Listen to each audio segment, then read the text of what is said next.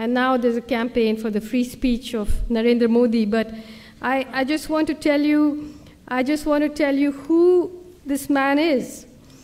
He was a member of an organization called the RSS, which is the Rashtriya Swayamsevak Sangh, which was set up in 1927, inspired by the fascists in Italy, inspired by Mussolini. One of their greatest heroes is Adolf Hitler.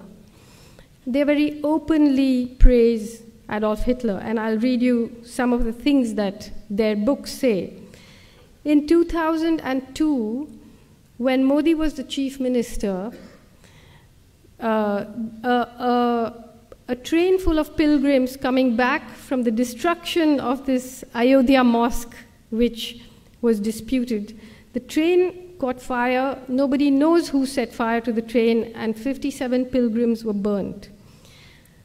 In reaction to that, under his watch, right-wing Hindu mobs went crazy in Gujarat.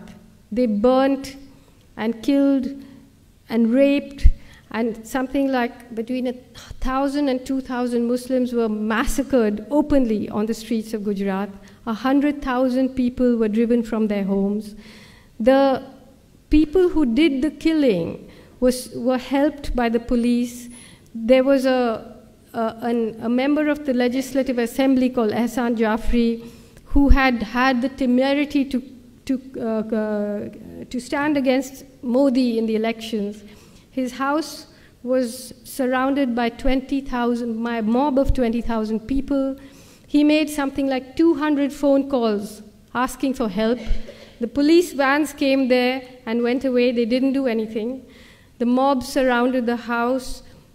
Ehsan Jafri came down and said, look, there were many people sheltering in his house. He came down and he said, look, do what you like to me, but let the women be, let the people who are taking shelter in my place be.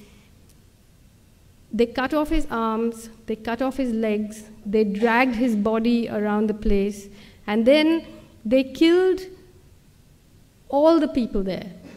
They raped the women and they burnt them alive. So, and Modi said, well, if there's an action, there'll be a reaction.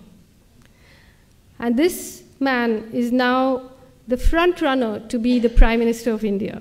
And I just want to read you some of the things that the organization to which he belongs say.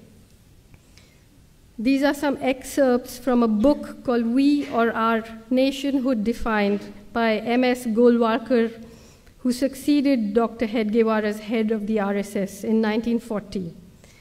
Ever since that evil day when Muslims first landed in Hindustan, right up to the present moment, the Hindu nation has been gallantly fighting on to take on these despoilers. The race spirit has been awakening.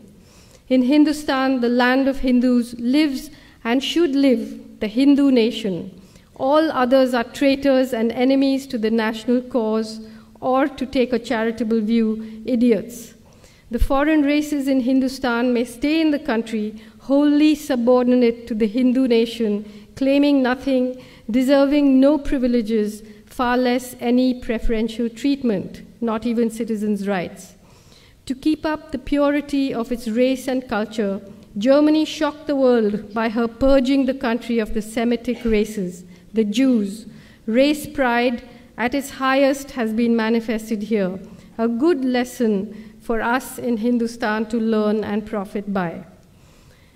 By the year 2000, the RSS had more than 60,000 branches and an army of more than 4 million volunteers preaching its doctrine across India.